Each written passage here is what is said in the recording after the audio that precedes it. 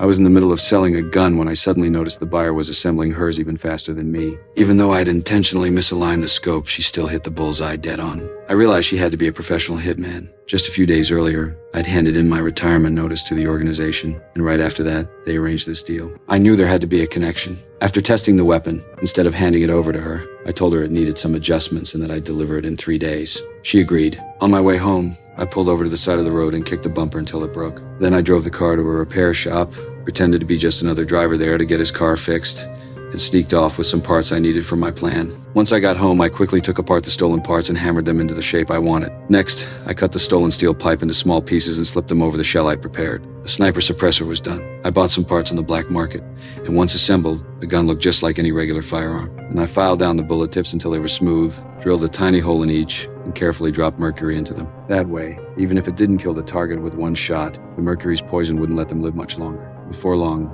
I showed up at the agreed spot to hand over the gun. Everything went smooth. But I still had a bad feeling and planned to leave the city with my girlfriend. Just then, the scope was already aimed at me. It was none other than the female hitman I'd made the deal with. With her target right in front of her, she pulled the trigger without hesitation, but she fell right into my trap and ended up dead.